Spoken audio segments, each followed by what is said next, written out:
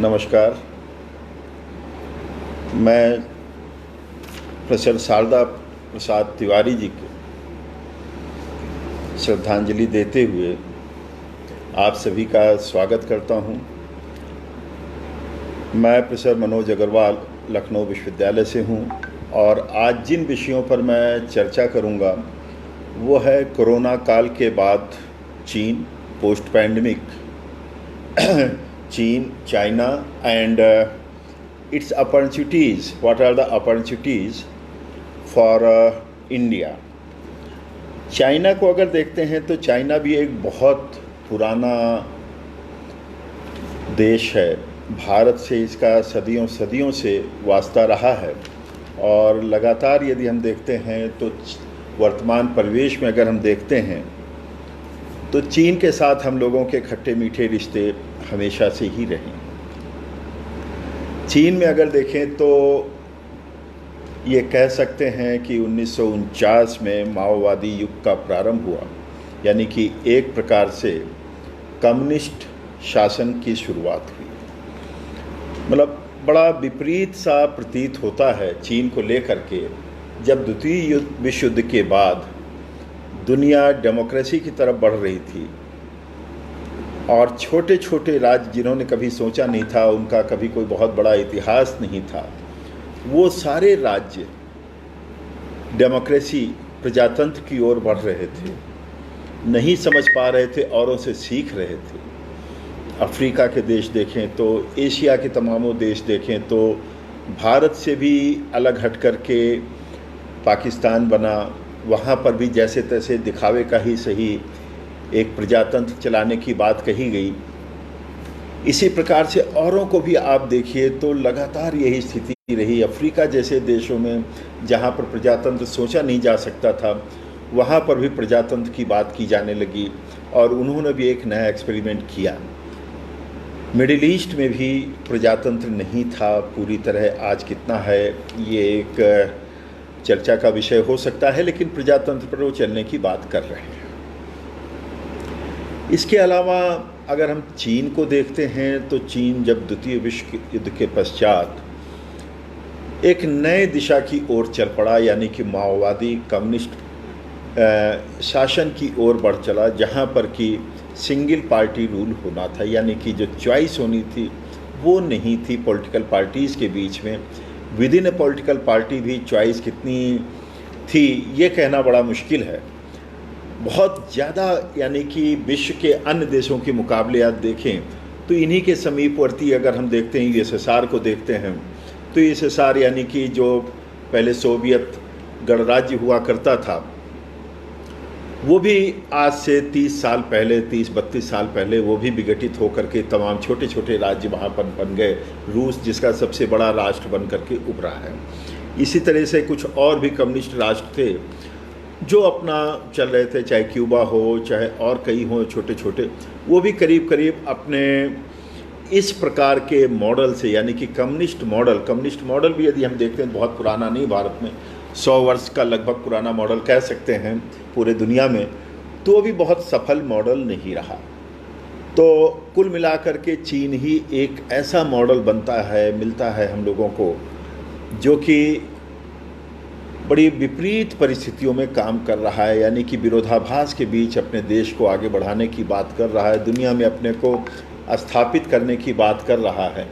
मसलन आप देखिए तो एक तरफ सिंगल पार्टी रूल, यानी कि no choice to the public, दूसरी तरफ आप देखिए कम्युनिस्ट राष्ट्र होते हुए भी वो अमेरिका से भी ज़्यादा बाजारवादी प्रथा की ओर बढ़ने की कोशिश कर रहा है, यानी कि इकोनॉमिक्स उसका बाजारवादी, मार्केट ओरिएंटेड, या हम यूँ कहें कि कैपिटलिस्ट मोड पर जा रहा है। और जबकि उसका अपना जो पॉलिटिकल सिस्टम है वो political system highly concentrated power के साथ में, कम्युनिस्ट पावर के साथ में काम कर रहा है। सिंगल पार्टी है, पार्टी भी नेम सेक है क्योंकि उसी में जो टॉप पोजीशन जिसके पास होगी पार्टी में वही वहाँ का राष्ट्राध्यक्ष होगा, यानी कि जैसे जी इस समय हैं तो इस समय राष्ट्राध्यक्ष हैं। इसी तरह के तमामों विरोधाभास के बीच में चीन अपना काम कर रहा है। फिर अगर हम आगे देखते हैं और तमाम वो चीज़ें देखते हैं तो 1978 में इसने मार्केट ओरिएंटेड इकोनॉमी यानी कि इकोनॉमिक रिफॉर्म्स जो हम 1991 में लेकर के आ पाए, वो चाइना 1978 में लेकर के आया है। आप सोचिए 1978 में हम तो ये कोशिश कर रहे थे कि कोई एक कांग्रेस को छोड़ करके कोई और नई पॉलिटिकल पार्टी यहाँ पर आए, यानी कि हम प्रजातंत्र को मजबूत करने में लगे हुए थे। और वो प्रजातंत्र की चिंता छोड़ करके, कम्युनिस्ट पार्टी वहाँ की प्रजातंत्र की चिंता छोड़ करके बाजारवादी अर्थव्यवस्था की ओर बढ़ गए। यानी कि उनका जो उद्देश्य मकसद था किसी तरह से अपने प्रभुत्व को बढ़ाना, अपने देश में पॉलिटिकल प्रभुत्व को बढ़ाना और अंतर्राष्ट्रीय स्तर पर अपने आर्थिक प्रभुत्व को बढ़ाना। तो अजीबोगरीब स्थिति थी। तो उन्होंने शुरुआत करी यहाँ से और उनकी विस्तारवादी नीति जो रही है, जैसा मोदी जी ने भी ये भी कहा, भारत के प्रधानमंत्री ने, कि कुछ हमारे पड़ोस के राष्ट्र हैं जो विस्तारवादी रणनीति पर चल रहे हैं जो सफल नहीं हो पाएंगे।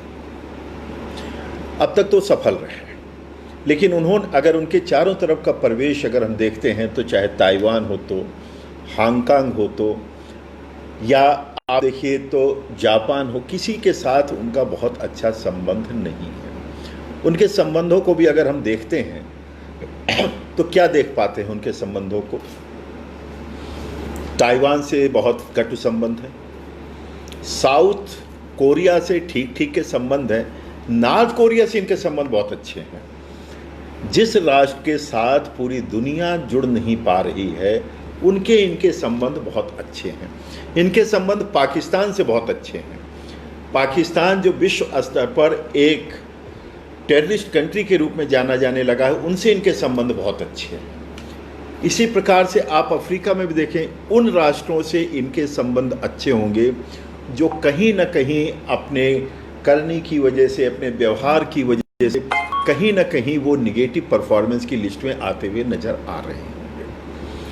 और इसके दो प्रमुख उदाहरण जिसको हम सब लोग जानते हैं वो पाकिस्तान है और नॉर्थ कोरिया है। तो ये इनकी करनी है। ये शांति प्रिय राष्ट्र नहीं है। अपने यहाँ इनकी कोई डेमोक्रेसी नहीं है, अपने राष्ट्र में इनकी कोई डेमोक्रेसी में दिलचस्पी नहीं है। और कहते हैं कि हम डेमोक्रेसी हैं, ये है, कभी कभी कहने की भी कोशिश करते हैं कि वी आर ए डेमोक्रेसी। इनका एम्बिशन अगर आप देखें तो मेरे ख्याल से सातवां आसमान भी छोटा पड़ जाता है, इनके एम्बिशन इतने स्ट्रॉन्ग हैं। और थोड़ा जो वर्तमान लीडरशिप है चाइना की, उसको हम लोग समझते हैं। वर्तमान जो राष्ट्रपति हैं जी, इनके पिताजी जब माओवादी शासन की स्थापना हुई 1949 में, तो माओ के साथ ये काम करते थे, उन्हीं के साथ एक सीनियर कैडर पोजीशन पर हुआ करते थे। और ऐसा जो तथ्य मिलते हैं, ये लगता है कि इन्होंने उनके साथ बगावत किया, या ये कह लीजिए कि उनकी महत्वाकांक्षाएं बढ़ती चली गई और उन्होंने माओ को चुनौती देना शुरू किया। महत्वाकांक्षी होने का मतलब वो इस तरह के महत्वाकांक्षी थे कि वो वहाँ पर उनको भी चुनौती देने लगे। नतीजा क्या हुआ? माओ जिसने स्थापना ही किया कम्युनिस्ट पार्टी का, यानी कि पावर को पूरी तरीके से अपने कब्जे में लेकर के आगे बढ़ने का काम किया, उन्होंने इनको निकाल दिया और इनको सजा भी दी। उन्हीं के बेटे आज चीन के राष्ट्रपति हैं। जरा ये बैकग्राउंड जानना बहुत आवश्यक हो जाता है। आज चीन का राष्ट्रपति कौन है और उनका फैमिली बैकग्राउंड क्या है। यानी कि चीन के में जो माओवादी राष्ट्र की स्थापना हुई, तो आज के राष्ट्रपति के पिताजी ने माओ को चुनौती दी सत्ता के लिए कहीं ना कहीं, और नतीजा ये हुआ कि माओ ने उनको निकाल दिया और उनको कहीं ना कहीं सजा दी, और कड़ी सजा। वहाँ पर हमारे यहाँ की तरह नहीं है कि छोटी मोटी सजा होती है, उनके यहाँ सजा भी बड़ी थी। कहीं ना कहीं ये चीज़ वर्तमान राष्ट्रपति जो अभी इसी दशक में इन्होंने सत्ता संभाली है, उनके मन में ये चीज़ आने लगी कि हम कैसे जो है उस चीज़ को देखें। और एक चीज़ और उनके बैठ गई कि जो हमारे पिताजी ने ऐसा काम किया, ऐसा तो नहीं कि हमारे खिलाफ भी लोग बगावत कर रहे हों। यानी कि आप देखिए उनका अपनी ही पार्टी में पूरी तरह से विश्वास नहीं रहा। इस बैकग्राउंड में अब हम चाइना की फंक्शनिंग को देखते हैं और इकोनॉमी के लिहाज से देखें अगर हम, तो इनकी इकोनॉमी एक बार क्या हुआ, मैं था, डॉक्टर दिनेश शर्मा जी थे और डॉक्टर विष्णुकांत शास्त्री जी उस समय उत्तर प्रदेश के राज्यपाल थे और एक गोष्ठी थी जिसमें मेरा वक्तव्य होना था। तो कई चीज़ें मैंने कही, तो डॉक्टर विष्णुकांत शास्त्री जी बहुत विद्वान व्यक्ति थे, मनीषी थे। उन्होंने कहा कि आप हमको बताइए, सारी बातें ठीक है कि वहाँ का सामान सस्ता क्यों होता है और हमारे यहाँ का सामान महंगा क्यों होता है। हालांकि इस चीज़ का जवाब तो आज विश्व को मिल चुका है, उनके यहाँ का सामान सस्ता होने का, यानी कि चाइनीज़ है। तो हम लोग भी सोशल मीडिया मजाक बनाते हैं कि वो टिकाऊ सामान नहीं, उसकी गुणवत्ता नहीं है, उसकी कोई गारंटी नहीं होती। अभी कोविड पीरियड में देखिए कितना सामान आया और उसको वापस करना पड़ा कोविड से रिलेटेड, तो ये भी एक चुनौती बनी रही। इस प्रकार से अब देखिए तो चाइना का क्या था कि हमारे यहाँ लेबर लॉज को लेकर, लेबर को लेकर सरकारें कितनी चिंतित है। प्रधानमंत्री मोदी ने 3 महीने का राशन तो दिया, राज्य सरकारों ने दिया, पैसे भी दिए, 500 रुपया प्रतिमाह दिया केंद्र सरकार ने, उत्तर प्रदेश सरकार ने भी दिया 1000 रुपये प्रतिमाह प्रवासी मजदूरों को, अन्य को दिया। 5 महीने का और राशन देने की बात लगभग 80 करोड़ जनता को प्रधानमंत्री ने किया। तमाम और चीज़ें की, उस पर मैं बाद में आऊँगा। तो हमारे यहाँ आप देखिए श्रम को लेकर के लोग उनके लिए कितना महत्वपूर्ण स्थान उस समाज में रखते हैं कि लोग उनकी चिंता करते हैं और ये कहते हैं श्रमेव जयते। लेकिन ये चीज़ चाइना में नहीं है तो कम्युनिस्ट पार्टी, उनके यहाँ जो शोषण होता है चीन में मजदूरों का, श्रमिकों का, आप उसका कह लीजिए कल्पना तक नहीं कर सकते। उनके लिए कोई लेबर लॉ वहाँ पर नहीं ऑपरेट करता है। हमारे यहाँ जरा सा लेबर लॉ में इधर से उधर किया जाता है, भले कि लेबर का नुकसान ना हो। आप देखिए पॉलिटिकल पार्टीज उसके ऊपर हल्ला मचाती हैं। ठीक है, प्रजातंत्र है, सबको अपनी बात रखने का अधिकार है और गलती सरकार से हो रही तो उसमें उसको ठीक करने का, लेकिन उनके यहाँ ऐसा कुछ भी नहीं है। फिर एक और घटना मैं आपको बताता हूँ। 2010 के आसपास मिडिल ईस्ट कंट्रीज़ में अपराइजिंग शुरू हुआ, एक विद्रोह की स्थिति आने लगी। कई कंट्रीज़ में विद्रोह की स्थिति आई। उसकी वजह वहाँ पर भी वही था, कहने को डेमोक्रेसी था लेकिन एक मोनार्की टाइप की स्थिति थी और इकोनॉमिक्स उनकी चल रही थी मार्केट ओरिएंटेड, यानी कि कैपिटलिस्ट मार्केट सिस्टम था जिसमें कि ये कहा जा सकता है कि चॉइस बेस्ड होता है कि हमको कौन सा सामान लेना है, कितना लेना है, हम तय करेंगे, उसी से बाजार निर्धारित होगा। लेकिन उसके अनुरूप वहाँ पर पॉलिटिकल सिस्टम नहीं था। नतीजा क्या हुआ, विद्रोह की स्थितियाँ 10 कंट्रीज़ में हो गई। चाइना में भी इसकी शुरुआत हुई। चीन ने तुरंत क्या किया कि पूरी दुनिया से चीन को काट दिया। भारत में आप सोच भी नहीं सकते हैं, यहाँ के प्रजातंत्र को तो अमेरिका तक मानता है, यूरोप तक मानता है। खैर, तो वहाँ पर उन्होंने सब तरह के सूचनाएं, इंटरनेट सारी रोक दी कि विश्व से आप नहीं जुड़ सकते। आज भी अगर आप देखेंगे तो ज़बरदस्त सेंसरशिप है कि फॉरेन से क्या आ रहा है, क्या नहीं आ रहा है। तो ये जो स्थिति है चाइना की, आप सोचिए किस प्रकार से लोग दमघोटू माहौल में रह रहे हैं। और एक इनके यहाँ 1985 के आसपास एक विद्यार्थियों ने कुछ अपने अधिकारों को लेकर के, समाज में लोगों के अधिकारों को लेकर के एक आंदोलन किया जिसको ज़बरदस्त तरीके से कुचल दिया गया। तियानमन स्क्वायर कहा जाता है, चौक जैसे मान लीजिए बीजिंग के, वहाँ पर 50 सैकड़ों लोगों को वहाँ पर पुलिस ने गोली से मार डाला। नतीजा यह हुआ कि उसके बाद से और सख्त हो गए, यानी कि आप किसी प्रकार से आप अपनी व्यथा को सरकार के सामने नहीं ला सकते, ना अकेले की। फिर मैं आपको एक और घटना बताता हूँ, तब समझ में आएगा कि चीन की फंक्शनिंग क्या है। एक इसी प्रकार से एक चाइना का प्रोफेसर था, उनके यहाँ ये था कि अगर आपके 2 बच्चे हो जाते हैं सरकारी नौकरी से आपको निकाल दिया जाएगा, किसी प्रकार से कोई सुविधा नहीं दी जाएगी। उस प्रोफेसर को ट्विन हो गया, उसकी पत्नी ने एक जुड़वा बच्चे को जन्म दिया। अब उस प्रोफेसर की कोई गलती नहीं है इसमें, एक ये कह सकते हैं कि नेचर्स प्ले है, उसके बावजूद उसको धक्के मारकर सड़क पर सामान फेंक दिया गया और वो कहाँ जाएगा किसी को कुछ पता नहीं, बाद में उसका क्या हुआ ये भी पता नहीं। उसने थोड़ा प्रोटेस्ट करने की कोशिश की कि हमारा इसमें क्या दोष, तो उसके साथ बहुत अजीब तरह का व्यवहार किया गया।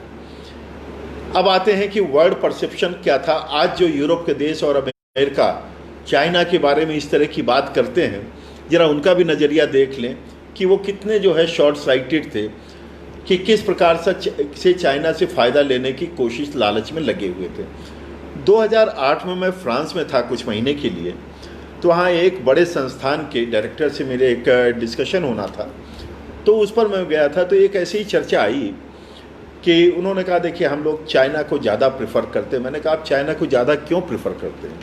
बोले नहीं, वैसे तो India is very good country, it is very highly democratic country, it's democracy is very strong, लेकिन जब व्यापार करना होता है, समझौता करना होता है, चाइना से अच्छा भारत नहीं है। मैंने कहा ये भी स्पष्ट कर दीजिए, ऐसा क्यों नहीं? बोले यहाँ पर एक डेमोक्रेसी है, डेमोक्रेसी की एक कॉस्ट होती है। अगर केंद्र सरकार ने कोई निर्णय ले लिया तो हो सकता है राज्य सरकार उसको ना माने, राज्य सरकार ने निर्णय ले लिया तो हो सकता है लोकल लेवल की गवर्नमेंट उसको एक्सेप्ट ना करे, तो you are having a very strong democracy. लेकिन चाइना के साथ ऐसा नहीं। चाइना में अगर उनकी लीडरशिप ने कोई बात कह दी तो उसके बाद कुछ होना नहीं, जो उन्होंने कह दिया that is the ultimate word. आप सोचिए, इसलिए हमारे व्यापार को कोई चुनौती नहीं, हमारे इन्वेस्टमेंट को कोई चुनौती नहीं है। We are better focusing on them. उन्होंने इसका काउंटर साइड नहीं देखा कि अगर मान लीजिए चाइना की नीयत कभी ख़राब हो गई, कुछ भी हो गया, तो वो वहाँ बचेंगे नहीं, ये उन्होंने नहीं सोचा। आप सोचिए कितना शॉर्ट उनका जो है विज़न था। नतीजा क्या हुआ? नतीजा हुआ तमाम चीज़ों का अल्टीमेट नतीजा उठा करके देखें, धीरे धीरे चीन ने विश्व स्तर पर उन कंट्रीज़ को लोन देना शुरू किया। अब आपको बताते हैं, लोग कहते हैं चीन में करप्शन नहीं है, माफ़ कीजिएगा हिंदुस्तान के मुकाबले 100 गुना करप्शन है वहाँ पर। हाँ, वहाँ पर ये हो सकता है पोस्टमैन आपका पासपोर्ट लाता है तो जो 20 रुपये टिप लेता है वो मांगने की हिम्मत ना करे। हो सकता है इनकम टैक्स ऑफिस में आप जाएं, आपसे 1000-2000 रुपये 10,000 रुपये कोई मांगने की हिम्मत ना करे। लेकिन मैं बताता हूँ करप्शन का लेवल क्या है वहाँ पर।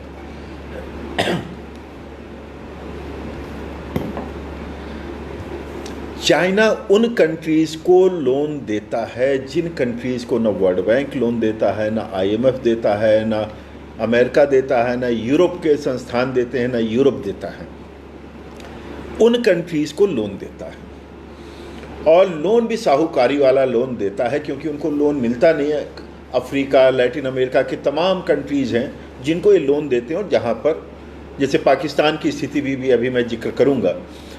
तो इस तरह से ये चाइना उनको लोन देता है, और लोन जब देता है तो उस समय एक काम जरूर करता है, वो जितना लोन दिया है अपनी शर्त के हिसाब से 10%, 15%, 18%, 11% जो भी तय हो, वो उस लोन डिसबर्सल के पहले काट लेता है और वो चाइना की पार्टी को चला जाता है, पॉलिटिकल पार्टी को वहाँ के चला जाता है। और ये क्या है?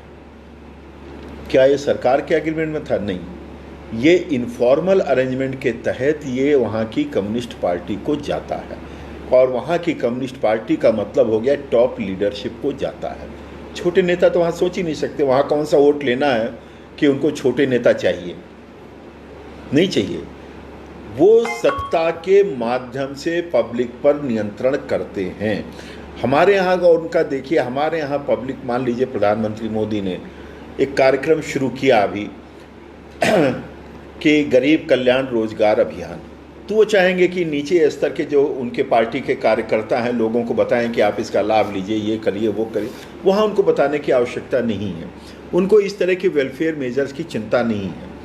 तो वो अलग तरह की इकॉनमी चलाते हैं, यानी कि करप्शन वहाँ पर ज़बरदस्त तरीके से है।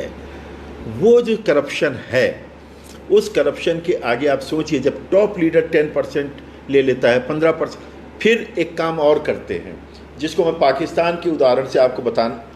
बॉर्डर पर इन्होंने क्या किया है कि बॉर्डर रोड डेवलप करने की कोशिश की है चाइना में, अपना इंफ्रास्ट्रक्चर, और काफ़ी कुछ ऐसा भी पता चला है कि वहाँ तक जहाँ पर भारत का पोर्ट बनना है ईरान के साथ में, उसके पैरेलल ये लेकर के गए। और कहाँ से लेकर के गए, तो बलूचिस्तान के उस एरिया से लेकर के गए जो it is very rich in minerals.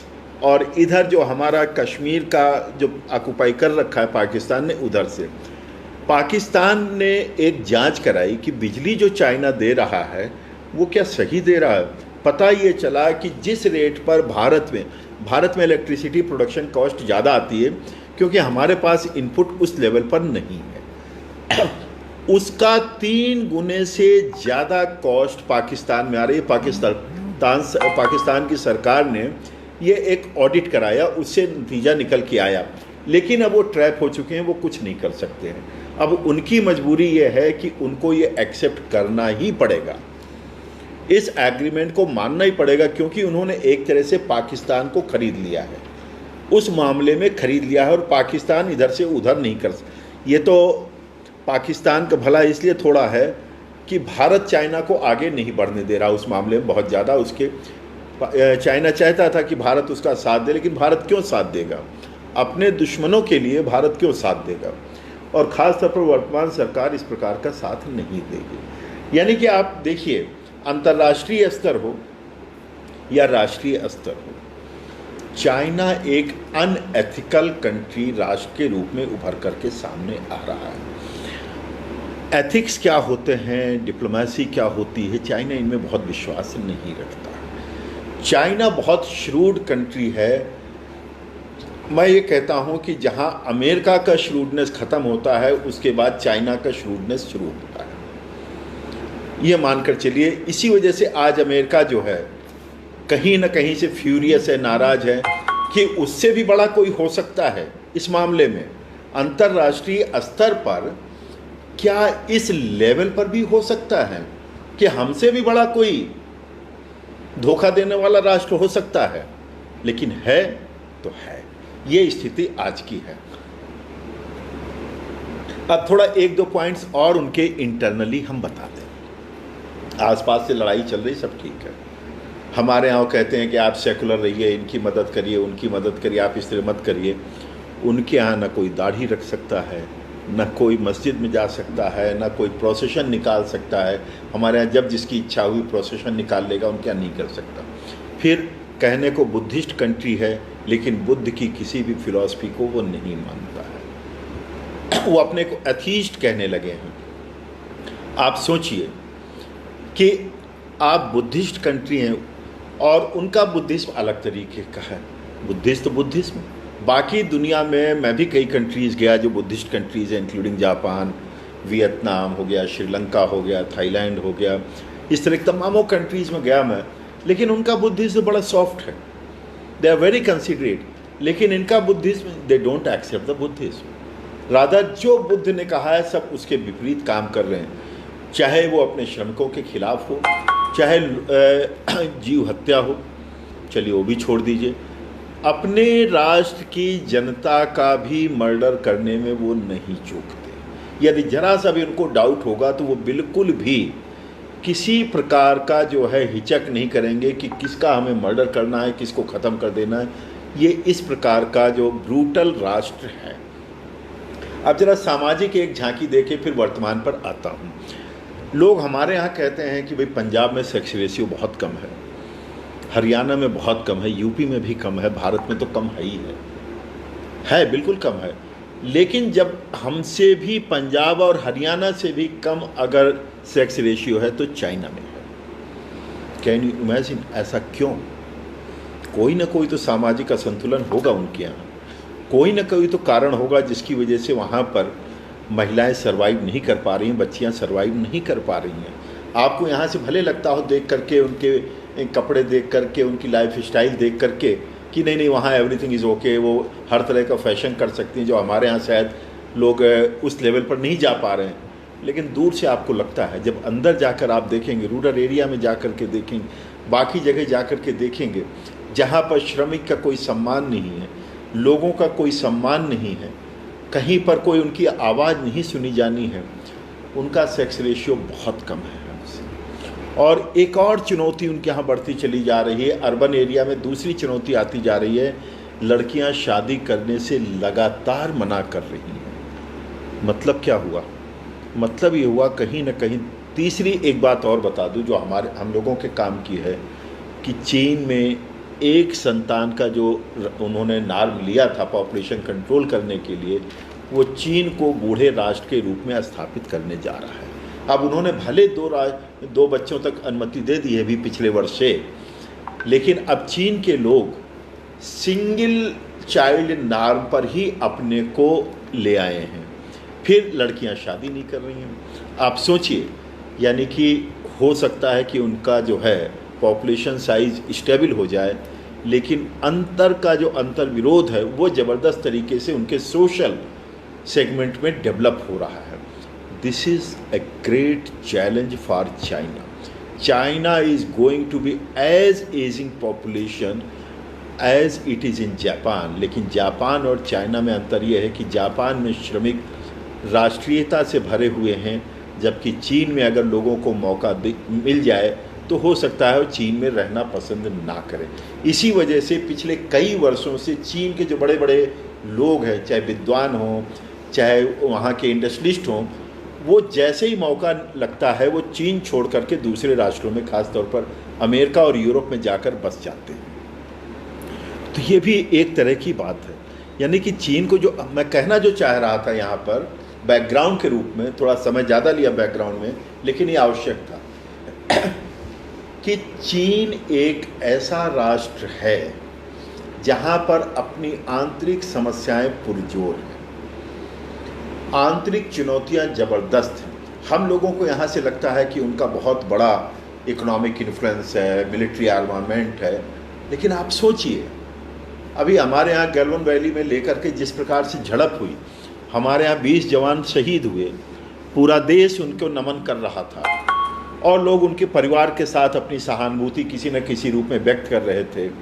प्रधानमंत्री तक ने वहाँ पर जाकर के, लेह में जाकर उनके साथ सहानुभूति व्यक्त की। जो जवान हमारे घायल अस्पतालों में हैं उनसे जाकर के मिले, उनका हौसला बढ़ाया। क्या चीन ने आज तक बताया कि उसके कितने जवान मरे हैं? नहीं बताया।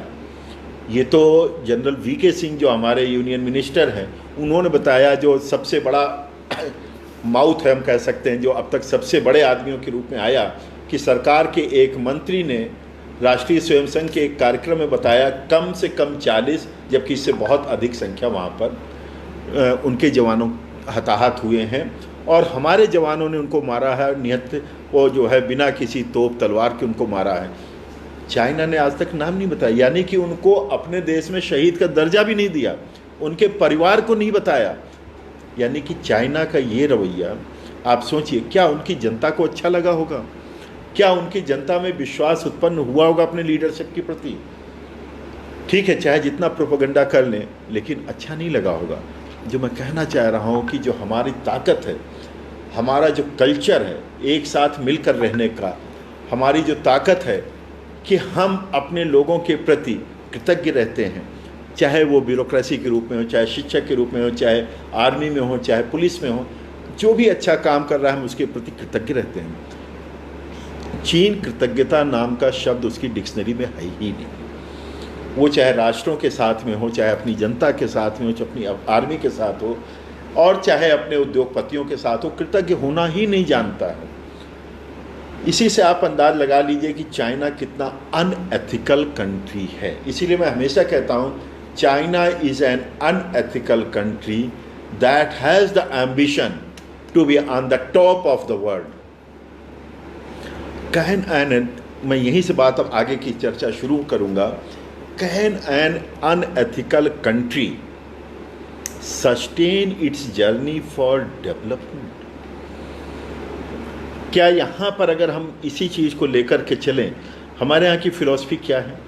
हमारे यहाँ चाहे पंडित दीनदयाल उपाध्याय जी को ले लीजिए, महात्मा गांधी को ले लीजिए, लोहिया जी को ले लीजिए, मोदी जी जो कर रहे हैं लगभग पंडित दीनदयाल जी को उपाध्याय की फ़िलॉसफी पर चल रहे हैं, यानी कि समावेशी विकास।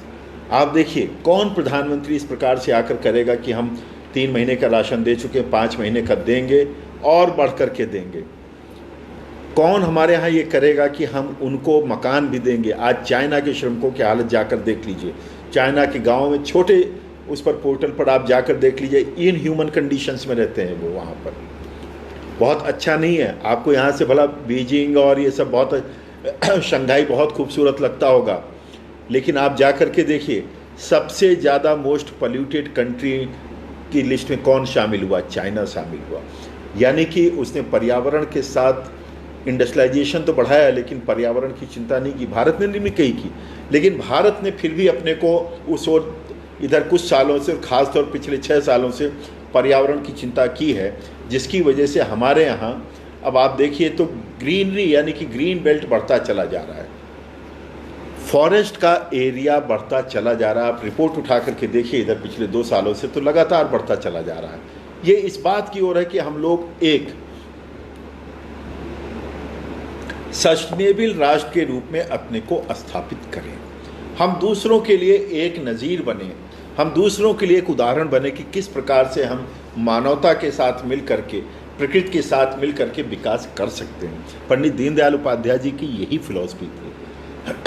वो कभी भी किसी अनएथिकल बिहेवियर, चाहे अपने लोगों के प्रति हो चाहे दूसरे राष्ट्रों, कभी वो अनएथिकल प्रैक्टिसेस को सपोर्ट नहीं किया उन्होंने। वो हमेशा कहते थे कि हमको अपने कल्चर के अनुरूप काम करना होगा, सबको साथ लेकर के चलना होगा। अब आइए कोरोना क्राइसिस क्या हुआ। कोरोना क्राइसिस चाइना की ग्रेट और सुपर पावर बनने का एक जो दिवा स्वप्न है, वो उसका दुष्परिणाम है। जिस प्रकार से उसने कोरोना क्राइसिस को जन्म दिया, अब केवल 2 थ्योरी चल रही हैं। ये तो सबको पता है कि चाइना से उत्पन्न हुआ है, ये भी पता है, बस 2 बातें हैं, क्या ये एक्सीडेंटल रिलीज था या इट वाज ए बायोलॉजिकल वार।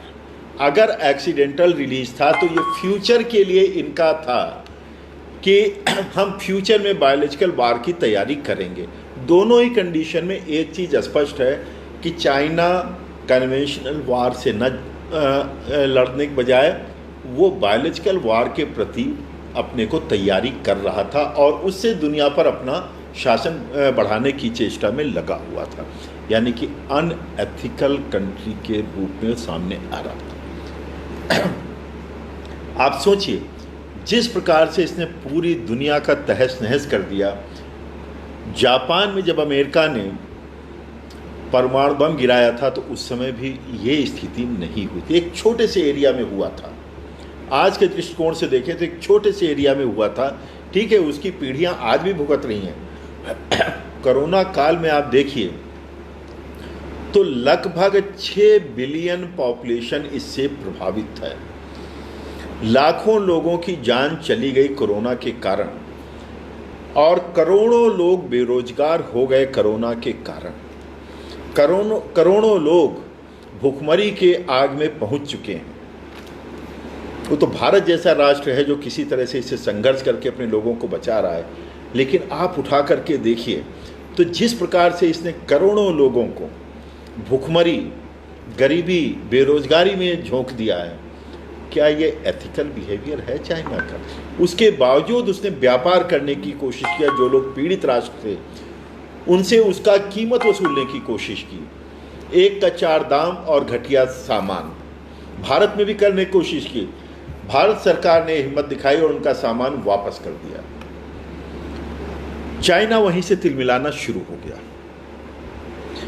और तमाम यूरोप के राष्ट्र और अमेरिका, मैं खास तौर पर इनका जिक्र इसलिए कर रहा हूं क्योंकि वो बड़े राष्ट्र हैं। अगर वो लीडरशिप रोल प्ले करेंगे तो विश्व पटल पर उसका प्रभाव पड़ेगा।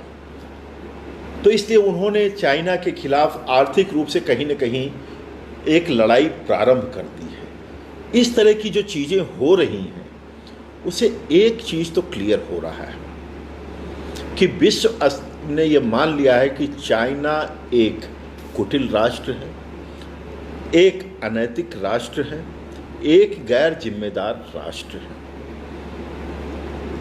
अगर एक ये भी चर्चा आती है कि क्या चाइना में वुहान को छोड़कर के ये महामारी और कहीं क्यों नहीं फैली, तो क्या उसको उस टेस्टिंग को करने के चक्कर में, वुहान में करने के चक्कर में पूरे विश्व में फैला दिया।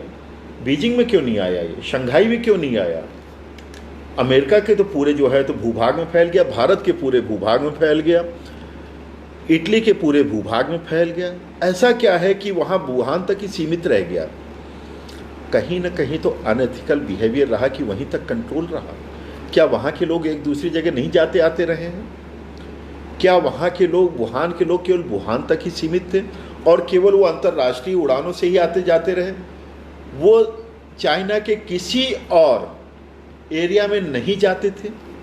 तो इससे प्रतीत होता है कि एक सोची समझी बायोलॉजिकल वार थी या एक्सपेरिमेंट था कि हम भविष्य में ये कर सकते हैं। और जब WHO को उसने अपने चंगुल में लिया तो, और जब विश्व स्तर पर उसकी भर्त्सना हुई और भारत जब उसका अध्यक्ष बना इस समय, और भारत ने अभी कहा कि इसकी जांच होनी चाहिए, उससे भी चाइना तिल मिलाया है। क्यों? अगर उनके मन में चोर नहीं है तो जांच से क्या डर है? अच्छा है कि बाकी के राष्ट्र उनको सहयोग करेंगे कि इस प्रकार की दुर्घटना दोबारा ना हो। चाइना आज भी नहीं कह रहा है कि दोबारा ये दुर्घटना नहीं होगी, वो कतई नहीं कह रहा है, वो इस पर कुछ कह ही नहीं रहा है। वो तो ये कह रहा है कि हमारा सामान खरीदो, बस इसके अलावा कोई बात ही नहीं करता है और या धमकी देता है। आज भी विस्तारवादी रणनीति के तहत भारत, उसने सोचा भारत अपनी चीज़ों में उलझा हुआ है, भारत की लीडरशिप इसमें उलझी हुई है। उनको अंदाज नहीं था कि ये भारत 2020 का भारत 1962 वाला भारत नहीं है, जब भारत की तैयारी इतनी मजबूत नहीं थी। आज तैयारी मजबूत है और चाइना को फिलहाल तो वापस जाना पड़ा है और हो सकता है आगे इससे भी ज़्यादा वापस जाने की स्थिति आए। अब बात आती है कि भारत ने इन पर सैंक्शन लगाया, कई चीज़ें इन पर प्रतिबंध लगा दिए, जैसे इनके निवेश पर प्रतिबंध लगाया, बहुत से आइटम्स पर 100% FDI डायरेक्ट रूट से आने की, यानी कि अपने आप आएगा और वो इन्वेस्ट कर सकते हैं। लेकिन चाइना के ऊपर ये गलवान वाला जो हुआ, इसके पहले से ही भारत सरकार ने कर दिया था, चाइना से जो भी निवेश आएगा वो 15 दिन उसको वॉच करने के बाद, एनालाइज करने के बाद ही उसको स्वीकृति मिलेगी। चाइना इसे भी तिल मिलाया, उससे प्रेशर ग्रुप बनाने शुरू कर दिए। वो भी बताता हूँ भारत में किस प्रकार से प्रेशर ग्रुप बनाए जा रहे हैं।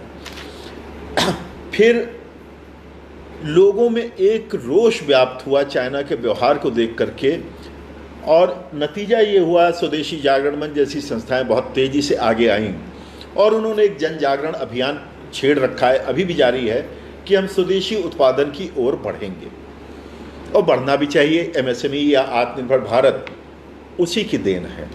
तो इस प्रकार की जब चीज़ें होने लगी, चाइना तिलमिला गया कि भारत में इस प्रकार का जन जागरण, वो सोच नहीं पा रहा था कि लोग अपनी परेशानियां छोड़ करके राष्ट्र निर्माण की ओर बढ़ जाएंगे। ये राष्ट्र निर्माण की तरफ ही बढ़ना हुआ। अपनी परेशानी, अपना जो है रोजगार का संकट झेलते हुए, अपने आर्थिक चुनौतियों को नज़रअंदाज करते हुए उन्होंने कहा कुछ भी हो जाए, हम चाइना को बर्दाश्त नहीं करेंगे, हम कम उत्पादन कर लेंगे लेकिन बाद में बढ़ाएंगे। और जिस प्रकार से आत्मनिर्भर भारत के तहत प्रधानमंत्री ने MSME सेक्टर को, फार्म सेक्टर को और तमाम और रोजगार परक जो है कार्यों को बढ़ावा देने की कोशिश की, that has been really a challenge to China. और फिर जिस प्रकार से अभी 59 ऐप टिकटॉक को लेकर के 59 ऐप्स पे जो प्रतिबंध लगाया और उनके उपकरणों पर भी प्रतिबंध लगाया, उनके यहाँ पर भारत में तमाम तरह के जो है जो निवेश होने थे या इनके वर्क ऑर्डर होने थे, टेंडर होने थे, उससे उनको बाहर करना शुरू किया, तो चाइना तिलमिला गया। अब मैं बताता हूँ किस प्रकार से भारत में उसने अपनी एक लॉबी तैयार कर रखी है, हमें उनसे भी सतर्क होना होगा। आज जरा टाइम्स ऑफ इंडिया पढ़िएगा, आज का टाइम्स ऑफ इंडिया चाइना को लेकर के जो काफ़ी बड़ा 8 कॉलम का एक आर्टिकल लिखा गया है, वो पूरी तरह से चाइना परस्त आर्टिकल है।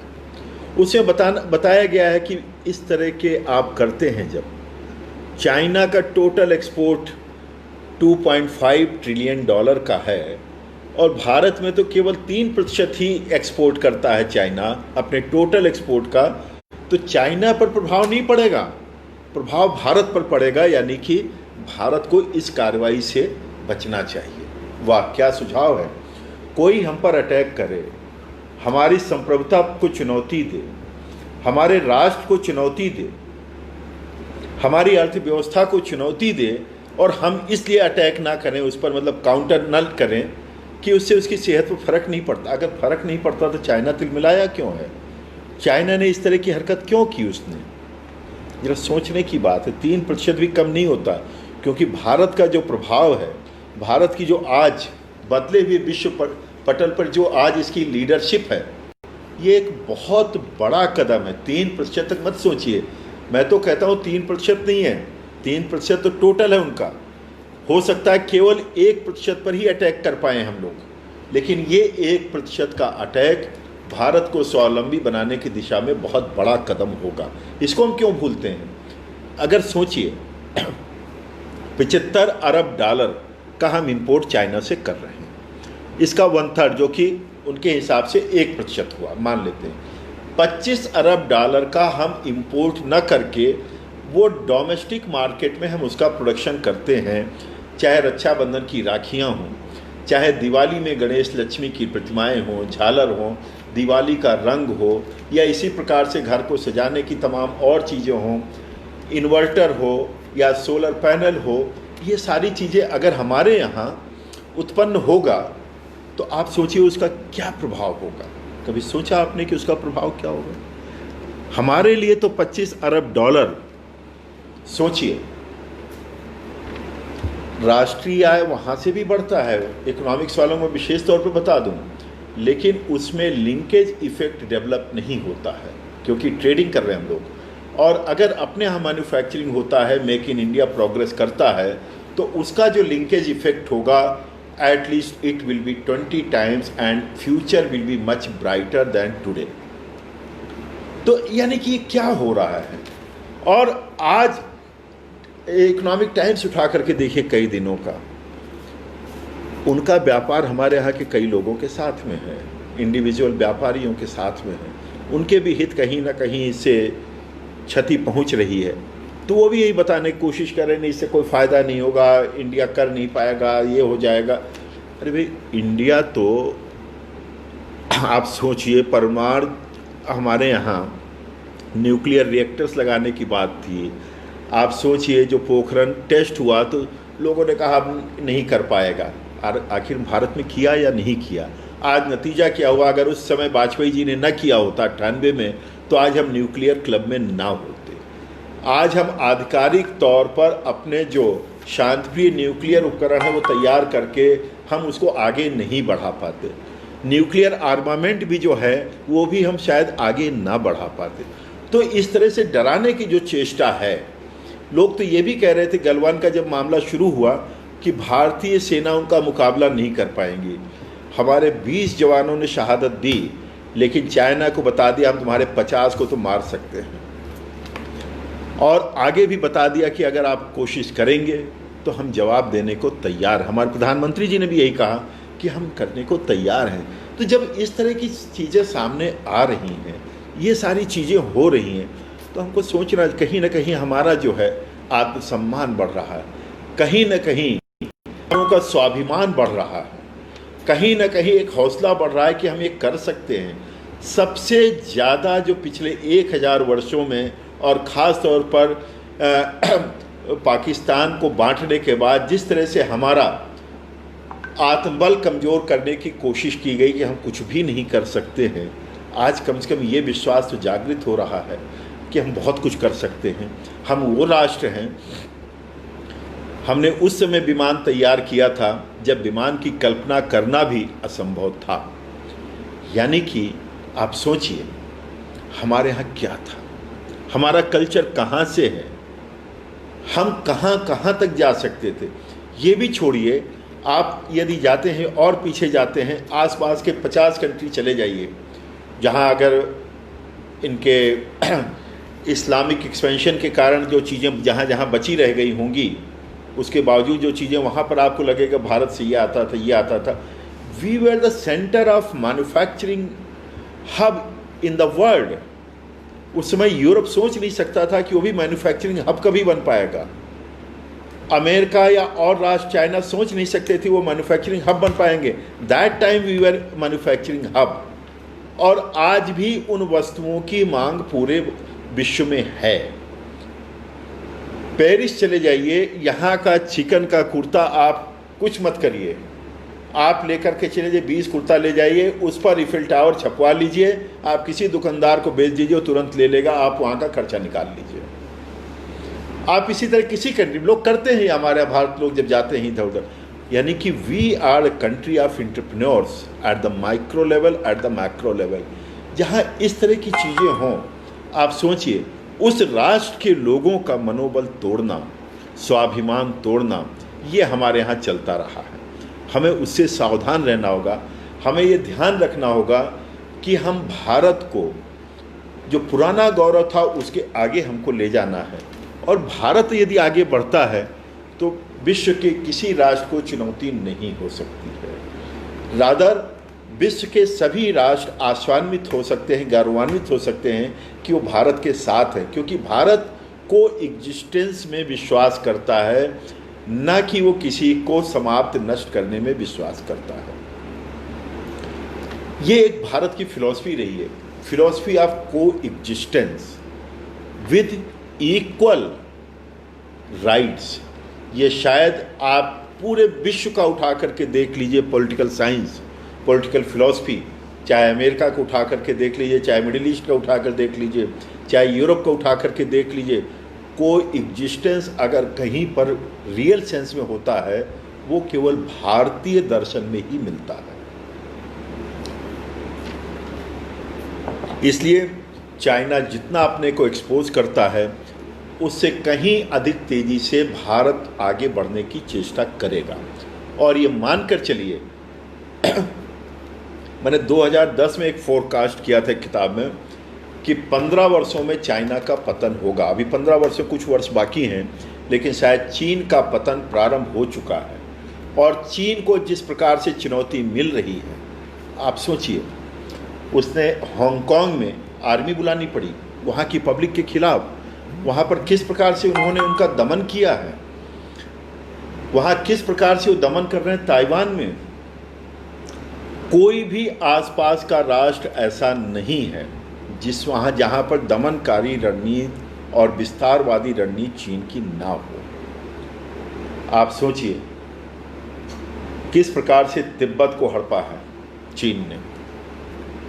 भारत के लिए यह भी चुनौती होगी कि वो तिब्बत का स्वाभिमान कब वापस दिला पाता है। तो कुल मिलाकर मैं यही कहना चाहूँगा, भारत एक स्पिरिचुअल कंट्री है, यहाँ गुरुओं की अपनी महिमा रही है और उन्हीं गुरुओं की बदौलत भारत आगे बढ़ेगा। मोदी जी भी उसी फिलॉसफी को मानते हैं, भारत के सभी नेतृत्व भी उसी को मानते हैं। जो नहीं मानते, आज जनता ने उनको हाशिए पर कर रखा है। तो कुल मिलाकर यही कहना चाहूँगा, आज का दिन शुभ है। सभी को गुरु पर्व की बधाई और गुरु दर्शन के माध्यम से भारत आगे बढ़े, फले बढ़े, ये हमारी शुभकामना है। आप सभी को बहुत बहुत आभार, बहुत बहुत धन्यवाद।